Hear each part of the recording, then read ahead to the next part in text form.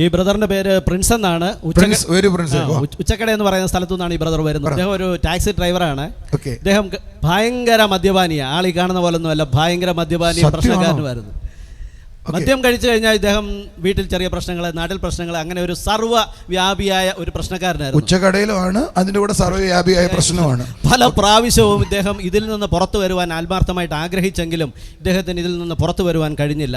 കഴിഞ്ഞ 13 ആഴ്ചയായിട്ട് നിരന്തരമായി നമ്മുടെ യോഗങ്ങളിൽ ഈ പ്രിൻസ് ബ്രദർ പങ്കെടുത്തുകൊണ്ടിരിക്കുകയാണ്. അതുകൊണ്ട് 2 ആഴ്ച മുമ്പ് ഈ ബ്രദർ ഒരു തീരുമാനമെടുത്തു, ഇനി മദ്യപിക്കത്തില്ല. അത് കർത്താവ് കൊടുക്കുന്ന തീരുമാനമാണ്, സ്വയം തീരുമാനമാണ് നിന്ന് പോയേനെ. അപ്പോൾ ബ്രദർ ഇവിടെ പ്രാർത്ഥിക്കുമ്പോഴൊക്കെ ഇദ്ദേഹം മനസ്സിൽ ആ ഒരു തീരുമാനത്താൽ ഉറച്ചു നിൽക്കുകയായിരുന്നു. ഞാൻ എൻ്റെ കർത്താവിൻ്റെ നാമത്തിൽ പറയുന്നു, ഞാൻ ഇനി മദ്യപിക്കില്ല.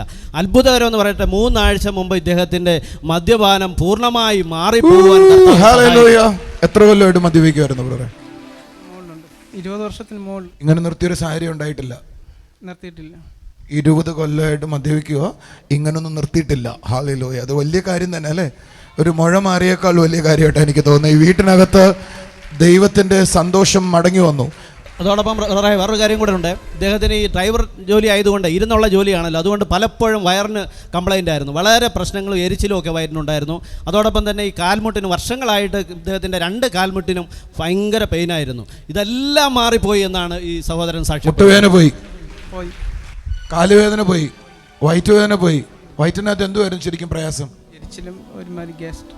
അതെല്ലാം പോയി. ഗ്യാസ് പിന്നതില്ല, ഗ്യാസ് ഇല്ലാത്ത വയറാണ്.